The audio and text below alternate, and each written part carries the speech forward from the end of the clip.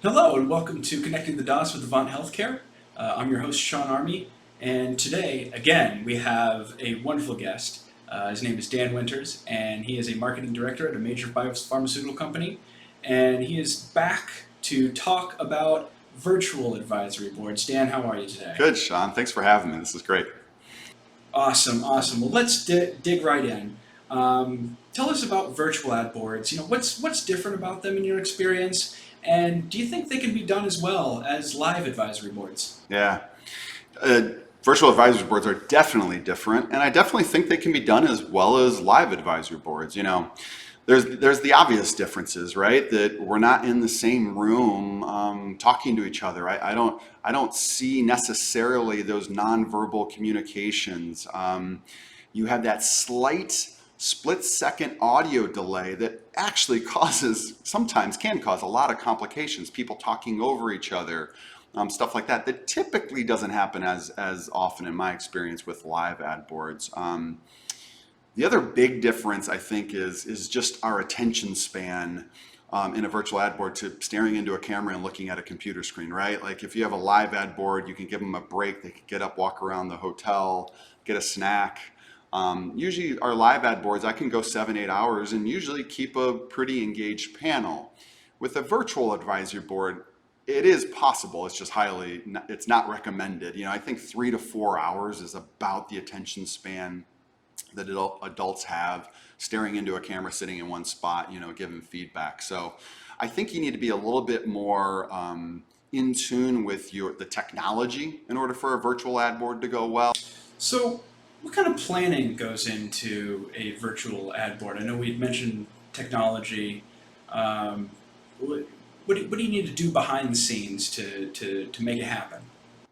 Yeah, I think, we don't want to forget the basics, right? I think for a virtual advisory board, the same things are important to a good virtual advisory board that are important to a live advisory board. You need to have clear, defined objectives.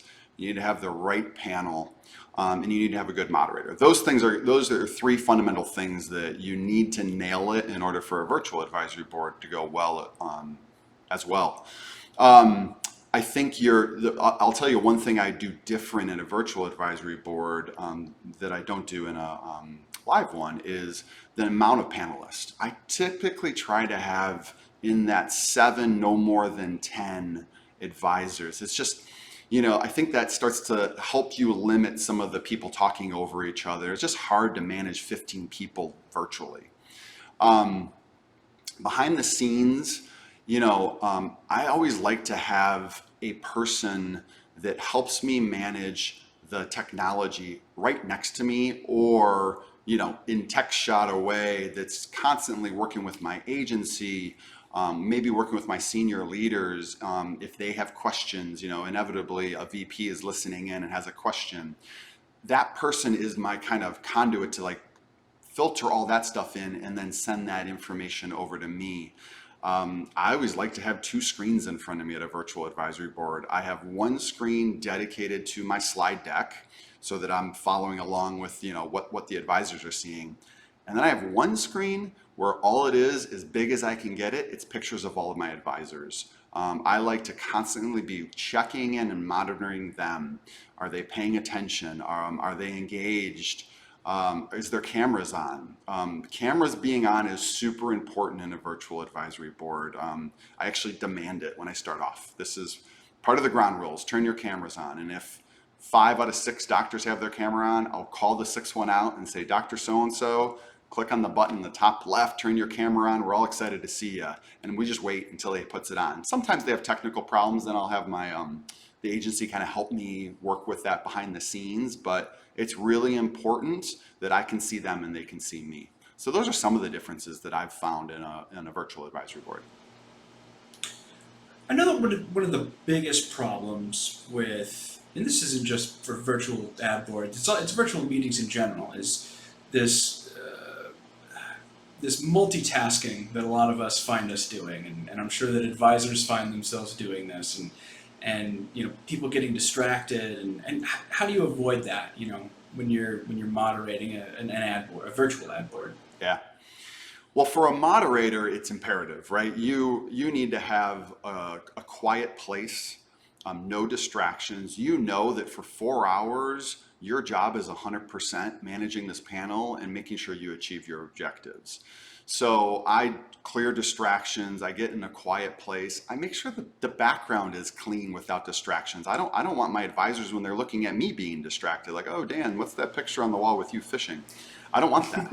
We're here for a professional reason. We're gonna get through these objectives in the time that we have. I'm paying them for their time, so I better be respectful and efficient in what I'm doing. So, no noise. All of that's really important. And I also tell my panelists, please make sure you're in a quiet place. Please make sure there's no distractions.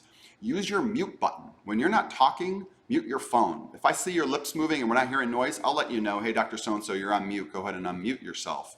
But that also, you'd be surprised. We've all been on conference calls, right? Where somebody is not muted and you hear babies crying in the background and you can't hear what's going on. So I think signaling stuff like that, I mute when I'm not talking so that if my air conditioner kicks on, they don't hear it.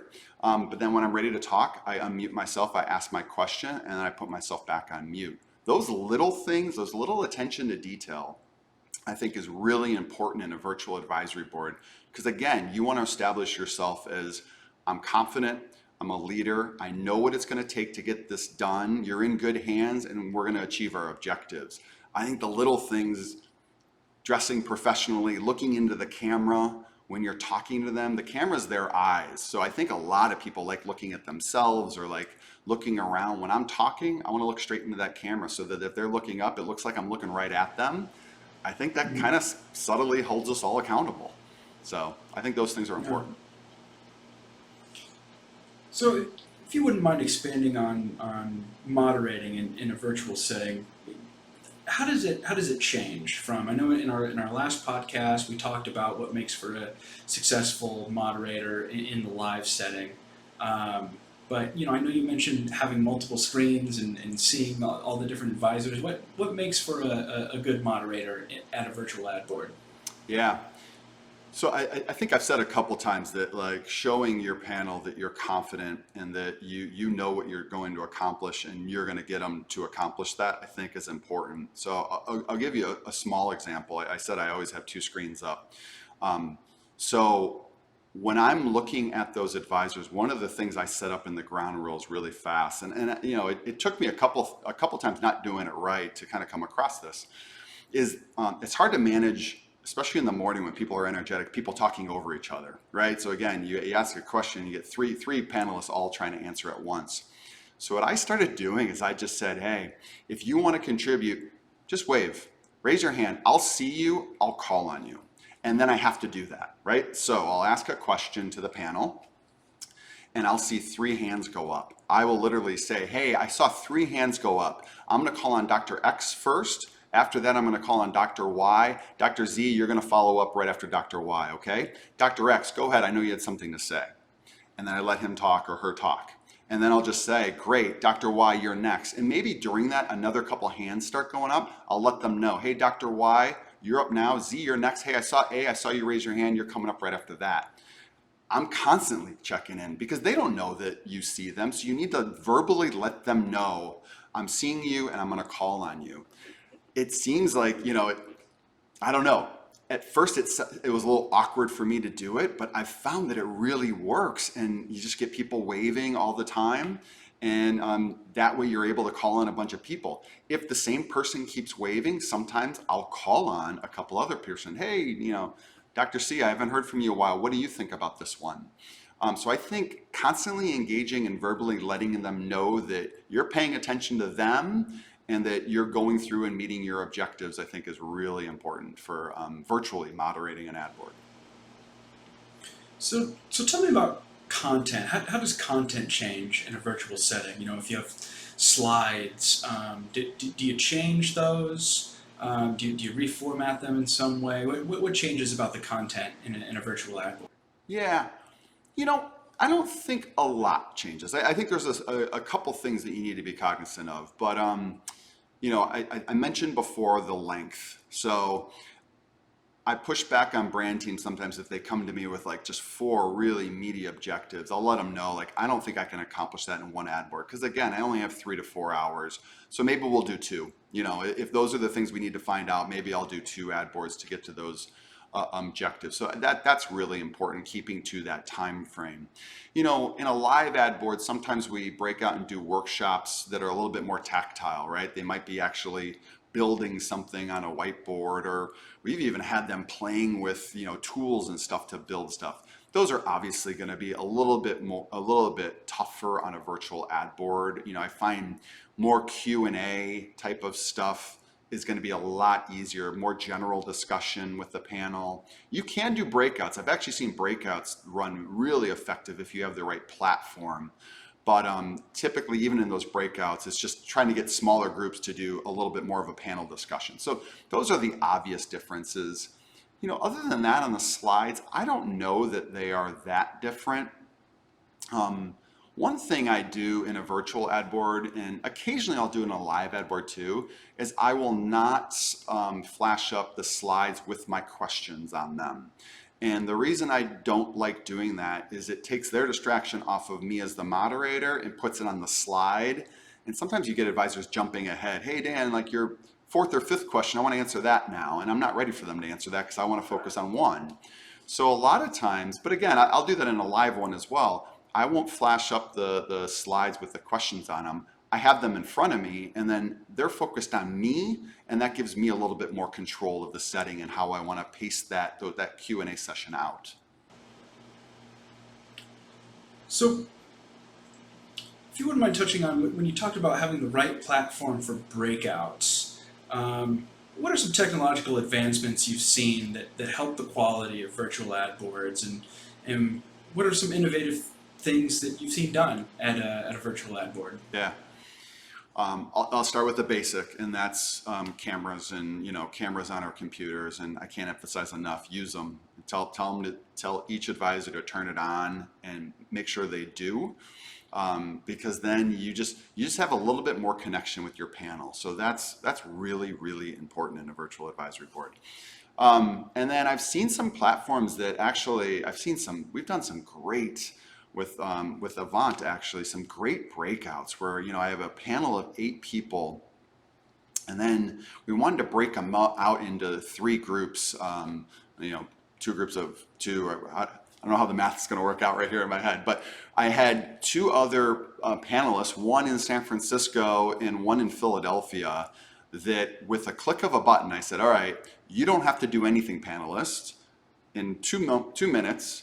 We're going to click a button on our end, and you're going to be in a small breakout room. And that's literally as seamlessly as it worked. The system broke them out into 3 groups. My panelist in San Francisco led her group. My moderator in San Francisco led her group. My moderator in Philly led his, and I led mine here in Chicago. And then with a click of a button, we all came back together and did a share back. Those little things really give you a lot more tools to execute, your advisory boards in different fashions. Because sometimes it's better to have small group discussions and then bring it back to the panel and see where those small groups maybe differ or aligned on some of their feedback they use. So that kind of stuff, I think, has really helped us out a lot in executing some great virtual advisory boards. So I know we haven't touched on the elephant in the room, which is the pandemic, and I don't want to go too far into it, but do you think that virtual ad boards are going to become normative, or are they still going to hold a substantially smaller portion than live ad boards? In the near future. It's a great question, and I'll give you my prediction, or at least what I've communicated to my team. I'm not sure ultimately if we'll go back to the way things were or not, but I tell you what, we have had some really effective advisory boards, and I'm actually glad this has forced us to do more virtual advisory boards, because in the beginning I didn't think they'd be as effective, but now after doing 4 to 6 of them over the last few months, I'd say we've gotten the same richness of insights. We've actually had panelists, physicians reach out and just say, wow, those are great virtual advisory boards. I didn't have to fly to Chicago. I could do it in the comfort of my own home. That's fantastic. So they like it. It saves us a lot of money. And at the end of the day, if I'm getting the same richness of insights and richness of feedback at a fraction of the cost, I have to explore doing these more. Absolutely. There might be certain advisory boards where they'd be a little bit more effective live. I got to tell you, I can't right now off the top of my head tell you what that would be, but there might be one as we come down the road that says, maybe we need an 8-hour advisory board with one set of panelists. Then maybe I would go back to live when the setting is such that I can. But I've told my team I am on board with doing more and more virtual advisory boards. I think it's easier on the advisors. It's easier on us. If I could do a 3-hour advisory board on a Thursday night after work, as opposed to spending an entire Saturday at a hotel ballroom, heck yeah, I think my team would really prefer that. The advisors prefer it, and I can get the feedback I need. So I'm willing to embrace this moving forward. Awesome. Well, I just have one last question, just to kind of summarize everything we've talked about here. What are the three most important things that is, brand lead is looking to execute a great virtual ad board? What are the three things that they need to keep in mind? Yeah. I might give you a little bit more complicated answer than three simple things. I think there's three categories of things that you need to make sure that you put some attention to detail to execute these right. Your personal surroundings, right? Dress professionally. Just because you're at your home, nobody wants to see a moderator show up in a t-shirt and shorts. Or I should say, I don't. I think you should look professional. I think it shows respect for the panelists and the work that you're about to do. Throw a jacket on or a dress on or whatever the professional attire is for you. Make sure you are very aware of your surroundings, your background, your noise. Be in a quiet place. Pay attention to those kind of details. Look into the camera. The camera's their eyes. So if you're looking into the camera, they feel like they're looking at you. That's going to keep them engaged. And then use your technology. Have all of your advisors turn their cameras on and let them know your cameras need to be on. I'm going to give you breaks where you can go do the things you need to do. But while you're in session, have your camera on, make sure you're in a quiet place so that I can hear you. Make sure you're spending attention to detail on those little things. I think those subtle things really help you execute a good advisory board. Set the ground rules in the very beginning. We are here to accomplish 3 objectives today. We are going to do this in 3 hours. At the hour-and-a-half mark, I'm going to give you a 15-minute break. You are paid to give me feedback, or you're paid for giving advice, and we know that you're going to do that, and you're really going to help us accomplish our business objectives. Be really clear about those things. I think adults want to know what they're in for the next 3 hours. So just be really specific and pay attention to stuff like that. Have 2 cameras, or have 2 computers. One with your slides so that you can follow along the deck. One with, as big as you can get it, pictures of all your panelists, all of their cameras. And manage that team appropriately. Have them wave when they're ready to talk so that you can call on them. It really prevents them talking over each other, which I think you're going to find makes the ad board run a lot smoother. I think you pay attention to those details when we're talking about a virtual ad board. And again, you have to have your objectives down, you have to have the right panelists, and you have to have the right content. But if you pay attention to those things, you're gonna have a great virtual advisory board. All right, well, thank you so much, Dan. Thank you so much for your time. It's been such a pleasure to do these podcasts, and I'm sure that our listeners are going to just love what you have to say. So thank you. Thanks, Sean, for the opportunity. Appreciate it.